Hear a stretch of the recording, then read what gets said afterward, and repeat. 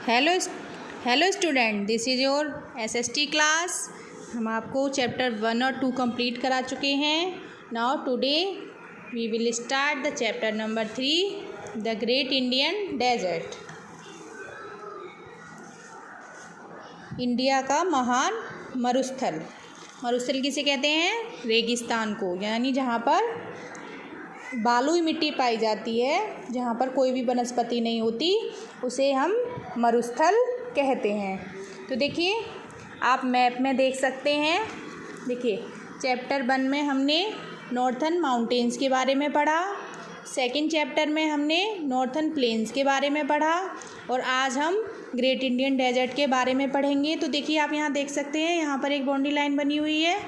तो यहाँ पर देखिए, इस ग्रेट इंडियन डेजर्ट में हमारे 2 स्टेट आते हैं, एक राजस्थान और गुजरात का कुछ हिस्सा। तो देखिए, गुजरात और राजस्थान, ये 2 हिस्से हमारे ग्रेट इंडियन डेजर्ट में आते हैं। तो देखिए, ये हमारा पार्ट है, मैप में देख सकते हैं आप, राजस्थान और गुजरात ये हमारे ग्रेट इंडियन डेजर्ट में आते हैं, और यहाँ से होकर ये अरावली हिल्स स्टार्ट हो जाती हैं।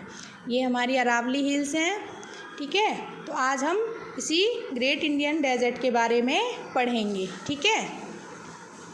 तो अपनी अपनी बुक का पेज नंबर 26 ओपन कर लीजिए, और आपका पहला पैराग्राफ है, अ डेजर्ट रिफर्स टू अ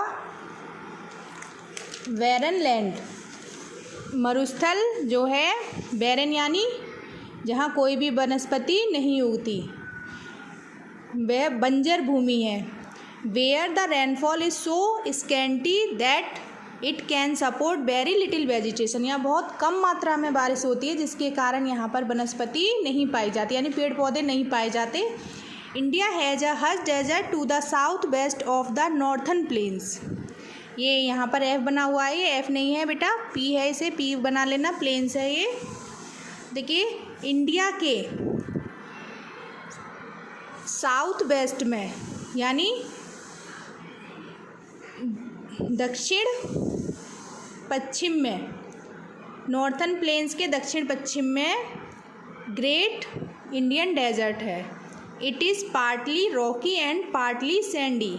इसका कुछ भाग पहाड़ी और कुछ भाग बालुई है, यानी कुछ कहीं पर तो पहाड़ हैं, रेत के टीले जो होते हैं, और कहीं पर रेतीली ज़मीन है। It is known as the great Indian desert और द थार डेजर्ट। इसको भारत का मरुस्थल या थार डेजर्ट के नाम से भी जानते हैं, ठीक है। The great Indian desert occupies a major part of western Rajasthan. ये महान भारतीय मरुस्थल राजस्थान के पश्चिम में बहुत बड़े हिस्से को घेरता है। It stretch from the Aravalli hills in the east to the border of Pakistan in the waste.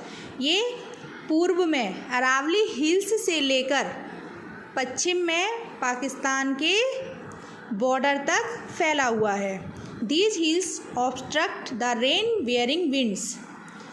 यहाँ पर बहुत कम बारिश होती है, और तूफ़ान या तूफ़ानी हवाएं चलती रहती हैं। The wind shed rainfall on the eastern side, hence the western side of these hills receive very little rain. यहाँ इसके पूर्वी भाग में बिल्कुल भी बारिश नहीं होती, जबकि पश्चिमी भाग में बहुत कम मात्रा में बारिश होती है। The desert was formed mainly due to low rainfall and heavy soil erosion.